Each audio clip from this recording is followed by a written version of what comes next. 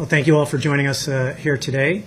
I'm joined, of course, by Minister Parsons and Minister Loveless in Port aux Basques to address some of the concerns with Hurricane Fiona in the surrounding areas of the southwest coast of Newfoundland and Labrador. But before we begin and provide some updates and some materials, let me first start by expressing our condolences to the family of the woman whose life was lost in this horrific natural disaster. I've been in contact with the extended family, but on behalf of the entire province, please know that we grieve with you during this very troublesome time. When I was in Europe and immediately left to come back to see the disaster zone, and I had a chance to tour burnt islands and some of Port aux Basques today, and the devastation is unbelievable. The pictures don't do it justice.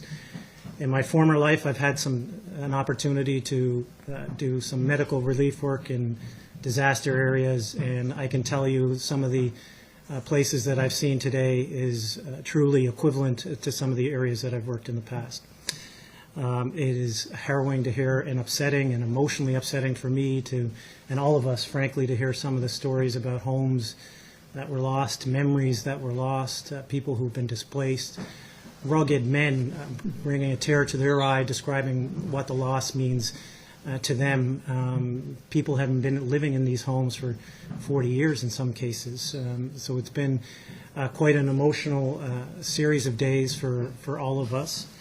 I want to, again, thank our federal colleagues who have been there from the beginning. The Prime Minister and I had a good discussion about potential relief efforts, and true to his word, they have been there. His ministers have been there to support us, and I'm happy to say that the military have been engaged, and Minister Anand has been great, been having regular discussions with her, Minister O'Regan and Minister Hutchings, about how to best coordinate that. And we do know that they've been in regular contact with the mayor. We just had an opportunity to have a discussion with Mayor Button downstairs and his council, who've done an incredible job in trying to coordinate the immediate response phase in this natural disaster. And we will continue to work with them to ensure that all levels of government are coordinated in ensuring that we get through this response phase and then into the recovery and rebuild phase. I know that there are, as I'm sure you're all aware, the Minister of Defense has announced that there will be 100 military personnel available to Newfoundland and Labrador and are on their way now. There is a Navy frigate leaving St. John's Harbour as we speak, I believe, to provide relief support to the southwest coast. And we've also established a coordinated response desk for the surrounding communities and people who want to phone, and there's only one point of contact instead of several different numbers floating around. And let me take this opportunity to say that number now. It starts tomorrow at 8 a.m., so if you're a councillor or community leader in any of the surrounding communities, or frankly an individual who needs somewhere to call, it's 709-695-9871. Her name is Joanne, and she'll help coordinate the efforts and make sure that you're directed to the appropriate department, the appropriate personnel. It is incredible to see the devastation. I'm sure the pictures don't really do it justice, as we can all appreciate the story, because for every roof that's floating in the ocean, there's a family, there's stories, and there's memories attached to that piece of infrastructure, and that's truly what's heartbreaking to be here today. But Newfoundlanders and Labradorians are known to be resilient, resourceful, and we will rebuild. And we'll be here as a provincial government to support all the individuals and citizens and communities that were impacted by this. We recognize that this is not a one-day thing. This won't be a one-month rebuild. This won't maybe not even be a one-year rebuild. But we will be there for every single phase. We know that we need to do that, and we will be there for all citizens in the surrounding area. The storms may break the wharves, they may break the power lines, but they won't break the spirit of Newfoundland and Labrador. And so with that, we'll turn it over to Minister Parsons for a few comments. Sure. Good. Thank you, Premier, and thank everybody for being here. So I guess it is hard to put into words what we're dealing with. When we're talking about our hometown, coast, friends and family, it's been devastating. And I got it as someone who's been in this job for 11 years and lived here my entire lifetime before. We've been through a lot. Last year we went through an incredible situation with road collapse. I've seen a lot in my time. I think this town has seen a lot, this coast has seen a lot, but nothing like what we've seen these past few days. It's devastation beyond anything that's been ever seen here. So it's difficult. What I can say is that I'm incredibly proud of everybody coming together. We're here in Port aux Basques Council Chambers, and downstairs there's a staff and a mayor and councillors and a volunteer fire department and town workers who have been they're going to the extremes to make sure that their citizens are as good as we can be in this difficult time. I'm surrounded by colleagues who've been there every minute, who've been answering the phone, calling, doing what they can. Co-workers all over the province who've been reaching out, companies across the country who've been reaching out. So for that, we're very grateful. That being said, it's incredibly sad. We've lost someone here. Our family's lost a loved one, someone I knew. And so that's difficult. So I'm, I think we're all feeling it for that family. And again, just today, speaking to people that are very lucky, and they look at losing their home, losing everything, and they say, "At least I still have my law. I'm still here." And so for that, they are grateful. What I would say is this is going to be an effort going forward, but I have no doubt that when this is done, we will be stronger. We are going to be there for every single person that's lost a house, that's lost a vehicle, that's lost their belongings, you name it, we'll be there. And there's different stages. Right now, we are dealing with the immediate of making sure people have roofs over their head, food, clothes, things like that. But going forward, we have a lot of people that are displaced that we're going to have to deal with, and that's probably the biggest issue along this coast right now, and that's going to take some time. But again, I'm reassured by our Premier, Minister Loveless, colleagues from around the country that they'll be there. And so the deal is now that we have to work together to coordinate, to plan, to make sure that we have that we take advantage of what has been offered to us and put it out there in the best way possible. But along the line, there's a lot of empathy. Just literally speaking to a gentleman on the way in here who's distraught and doesn't know where he's going to be after tonight or tomorrow. So that is consuming a lot of us at all times. So on that note, I do want to say a big thank you to the media. We've had media people here in this room who've been reporting, talking to people, sharing their stories, and that's been important because it's been putting the word out there across the country, and it's been reassuring. Newfoundlanders and Labradorians are all over this country, and they've been seeing this and very thankful for that. So on that note, I am thankful for the media covering this because it's important. On that, I'll just say again, thank you to everyone who's reached out. If we haven't responded, we will.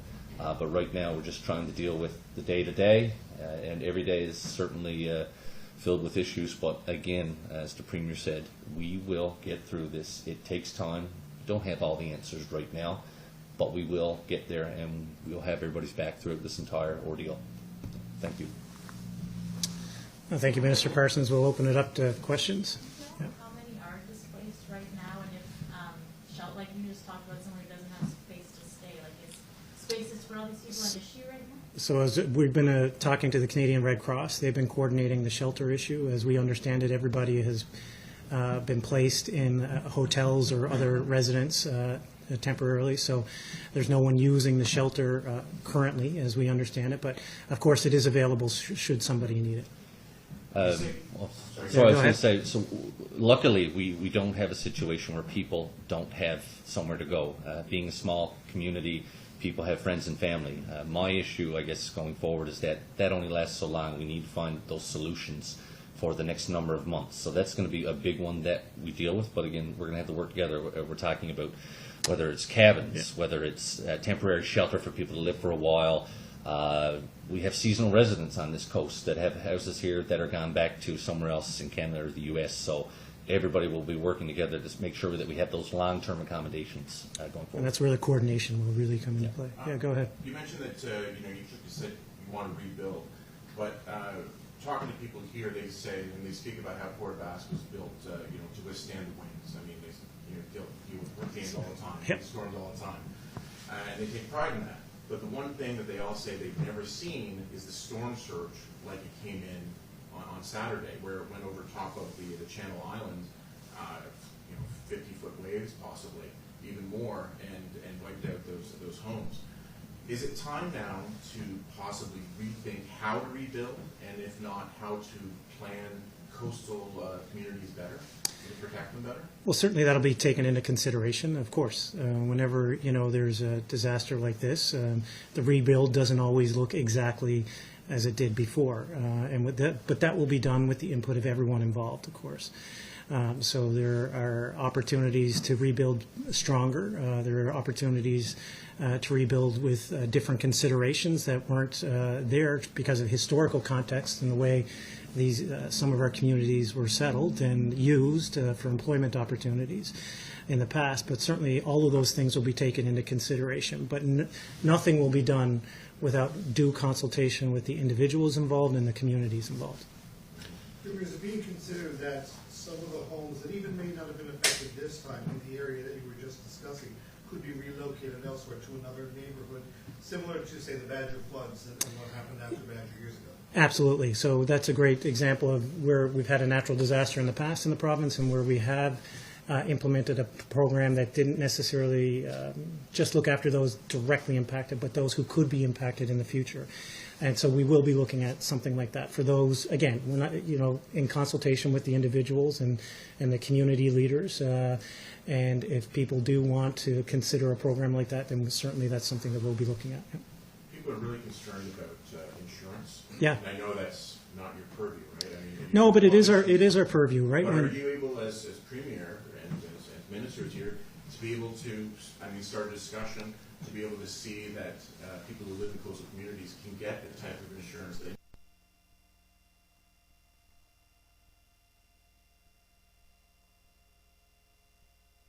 need? It's one that we are interested in having with the communities and with the insurance companies. But in the immediate term, and as in tomorrow and the next days, we need to make sure that those who didn't have insurance are looked after. And so we will be announcing a financial package over the next few days, which will include some supports, all supports really for those who didn't have insurance. But as we move forward, that's a pertinent discussion to be had with the insurers, frankly, around the country, because it's not unique to Newfoundland and Labrador. We just happen to be the ones that experienced it today. If I could jump in on that, I apologize. I think it's important to say a couple things. So we are dealing with people that, as you say, have insurance, but there's no coverage for us, and we have those that did not have insurance for various reasons. The big thing is that we will find a way to be there for them, but there is a process. So right now, I can say that I've had private counsel who have reached out and said that they will help people through the process, because you still have to go through that insurance process. Even if you end up being denied coverage, you have to go through that process. So we've had lawyers who are going to reach out pro bono and are going to do that. We have a response coordinator who's going to help people, because this is difficult just to go through that process. We have coordinators that will help people get through that. I've been speaking to the Insurance Bureau of Canada just about the immediate, but there will be long-term conversations. But the big thing I need to put out to people, because the biggest issue I'm facing right now is people who find out that they did or did not have insurance, but they don't have coverage. They've lost it. What are they going to do? And the message they need to have is we will be there, right and right. There's the day-to-day issue right now, and then there's the long-term issue. We will be there. It sounds like this issue kind of irks you personally. Well, I'm sitting in my office last night at 10:30, and I have a friend come by who lost their home, and this is someone who had insurance, and this is someone who's got family and just everything that they've ever earned, and to know that it might be washed away. So I just would like to find a way to make sure that this person and people, whether it's the homeowners in Burgeo that lost their home, the homeowners in the Burnt Islands, I just want them to know, because this is an issue that's going to go on for a while. We will be there, we'll figure it out. And then there's the other sort of systemic issues that we have to talk about with it, whether it's insurers or you mentioned, coastal erosion going forward, building back. But right now, people have enough stress when they have one outfit of clothes to wear, they don't need the stress of wondering if I can afford to build a new house, which is difficult, and that sits with me. And that's the message that we want people to understand. We're there for them. We'll be there for them regardless of the paperwork, or if they're denied or not denied. We will be there to recover their lost homes, regardless of the cost. We will be there. Do you have a sense of just broad strokes of the cost or economic impact of this? Any suppliers are looking at it? I mean, no, we don't have it. We don't have a handle on the overall cost. I know from talking to the mayor downstairs in the council, for example, there's 80 displaced homes in Port Basque alone. That's not counting, of course, the surrounding communities. So, again, we're still in the kind of acute phase of the response. So we're still doing a needs assessment, if you will, an inventory of different properties. And properties can look like they're intact, but after you go in and do an assessment of the water damage, then structurally they may not be sound or they may not be livable. So all of these things are still being inventoried, and I'm sure you can appreciate that's a moving target right now. But we are doing that needs assessment as we moving forward, and then we'll figure out the finances of it as we go. We were in the past. Sorry, I'm just going to let Mr. Loveless. Yeah. Yeah, no, if I can add to what the Premier was saying there, we were in Burnt Islands and here for just recently, looking at the road infrastructure as well, cleaning up debris, and a lot of these roads here are local roads, but we've assured them that we'll be looking at it through a provincial lens to help them out. And but right now, engineers have been here from the department. I've had an ADM here from the municipal infrastructure, because a lot of the municipal infrastructure, but to put a cost figure, we can't do that at this point, but just reassuring the people that we will be there, and the community leaders that we will be there at no matter the cost. We were in the past, when emergency relief funding has been made available, there's been criticism from recipients of the time it takes for that process to unfold. With the cold weather closing in, will you be emphasizing to various agencies involved the importance of speeding up the process, or maybe even fast-tracking the process so that people can make necessary repairs or rebuild before winter sets in?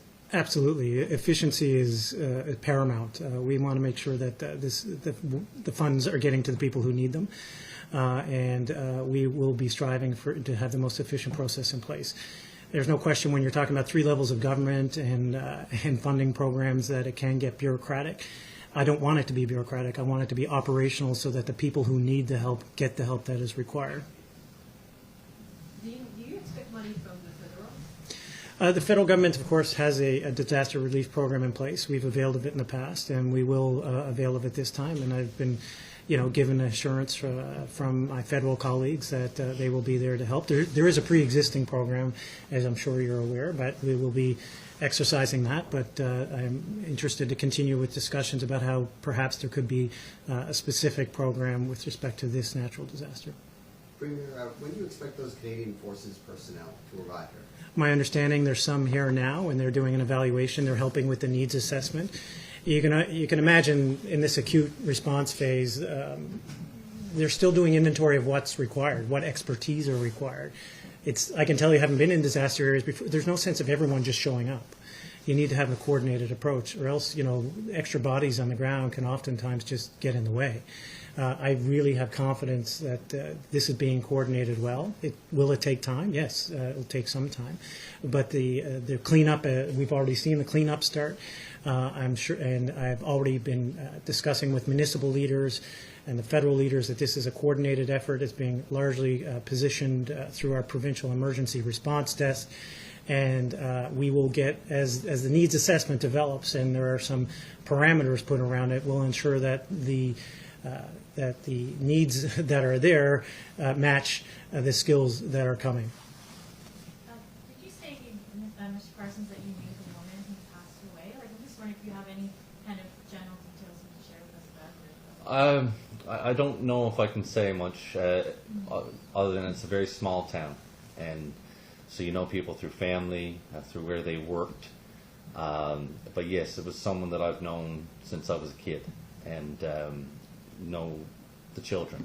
So don't want to say much else because I don't know the details of how much they know or if they've been fully contacted. But it's just it's just devastating when you think about just the nature of how this all happened. It's a tragedy, is what it is. But I know a lot.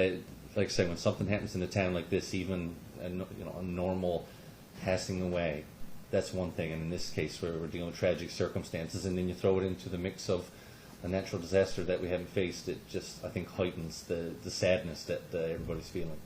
Does it feel different for you just driving through town today or getting on the ground? Yeah. I coming in yesterday and going downtown, the street where my father grew up, and seeing houses that I'd been in demolished, houses tossed across the road. It's just like I guess all I can say is people around here. The comment I heard was it was like something you see in a movie, and when I saw it myself, I agree with what they're saying. And yesterday was a sense of shock. Again, and then going up to the school and seeing the shelter set up and cots and children there, it's tough. Maybe you said this before, but do you have a specific number of the house that have been destroyed? So, I mean, we're still getting a handle on the numbers, and part of that is they have an idea, but part of it is people go back to their homes, they realize that they're not livable. So they may look like they're intact, but then when you go in and do an assessment, in fact, you can't live there. So, for example, the council downstairs just said that there is about 80 in Port Basque alone. But that number, I can guarantee you, will grow as people go back and realize, well, there's no water and sewer. There's, the oil tank has been ripped up. Different. It makes the conditions in the house not livable, and that's normal in a natural disaster to people to evacuate. You get one set of numbers, but as they come back, they realize that their property is just not fit to live in. So that number will increase over time, and that was just for Port Basque, not the surrounding areas. So I can say that going from the east of the district, my understanding is that there's been no houses lost in Grey River, but one they're worried about. Burgeo had at least one house that has been lost. Ramy, I understand, is not. It's just stages, wharves, slitways, breakwater. Then you look at Rose Blanche. I think there are at least a couple there. Burnt Islands, we were down there today. That number is going to grow. That number is going to grow for sure. There's, I'm willing to say, a dozen affected, but again, it's still growing. Isle of Mort, my understanding is, did okay, and I'm not aware of housing loss there. Marguerite Fox Roost, I heard of one yesterday. I think I heard of another one today. Still growing. Here we have about 80 that's going to grow. Cape Ray did okay, and in the Codroy Valley, they escaped it. I'm not aware of any housing loss in the Codroy Valley entirety. But again, the only thing certain about those numbers is they're inaccurate. That's just a gross estimate. Do you have any input at all on where the military ends up going? Like, when you're back to the tour today, you have thoughts about where it's sent? Yeah, no. So we have input through the Provincial Emergency Response Desk, and personally, having seen some of the devastation. So in Burnt Islands, for example, there's a house that's been pushed and collapsed and is on the road, and it's blocking some other homes that are actually intact. So, we've discussed with the minister about how we coordinate our resources even to start to remove some of that debris quicker, so that, God forbid, there's another emergency where requires emergency personnel to get to those homes and they can be cleaned up and have access to those individuals. But I'd leave those decisions to the experts, and I know that all levels of government have experts at the table in that provincial emergency response desk, and we'll continue to coordinate through them. Do you think it's happening fast enough, in your opinion, right now? I mean, it seems to be happening fast enough. Of course, whenever you have a disaster like this, nothing can happen fast enough. Everyone wants life to go back to the moment before it all happened. But the reality is some of this does take time. And in talking to community leaders today, everyone seems to understand that. They're emotional, and they understand that, frankly, they understand, we all understand that this isn't going to change tomorrow or the next day or the day after that. This is going to take weeks, months, and years to get back to where we were. And the big message that we want people to hear is that we will be there for every phase, not just the acute response phase, which we're in right today. But I am satisfied that the response of the federal government has been quick and efficient, and I have no doubt, should it need to be escalated, given my discussions with the Prime Minister, it will be. The military personnel will be coming in. Are you familiar with the makeup? Will they be simply here for labor cleaning up? Well, see, that goes back to the kind of comment about the needs assessment that's going on currently. Of course, our hope is that the skills will be matched with the needs. So, I don't know, an example, right now there's a lot of cleanup in infrastructure that, construction, removal of debris expertise that's going to be required. So there's no sense sending in military expertise in health right now, for example. Like that's not required. So we would hope that, and that's the purpose of the provincial coordination desk, is to make sure that the skills are matched as best they can to the needs of the individual communities, not just Port aux Basques, but the surrounding Southwest Coast. So that's the purpose of all, when three levels of government are working together in an acute, let's everybody go quick phase, then it can get confusing. That's why you need a coordinated approach, which I'm confident that we have. I was thinking more of the structural examinations, I guess, for lack of a better word, that need to be done. Yeah, I'm no doubt there will be engineers involved. I know from my previous experience, that was something that was done in immediate, after the earthquake in Port-au-Prince, for example. There was a quick assessment done of the buildings and which ones are safe, which ones are not safe. There's some local expertise here that have been helping with that. And that's part of the needs assessment that will happen over the next few days to weeks.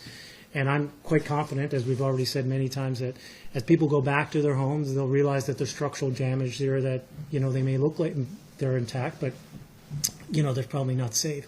We saw a home today in Burnt Islands that shifted 30 degrees, right? It looks like it's intact. It looks like it's safe to live in, but it seems to me, I'm not a structural engineer, but if a home lifts and shifts 30 degrees, that may be a problem for somebody. So we need to make sure that experts are not only inventorying the damage, but doing a proper assessment of the structural damage to individual pieces of infrastructure and our provincial infrastructure.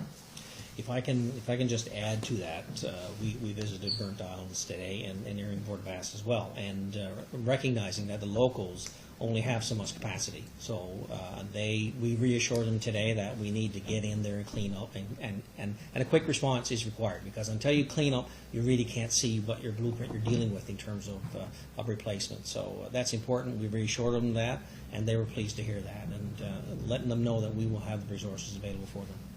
So just cognizant of the time and our deadlines, we'll do a couple more questions and then wrap it up.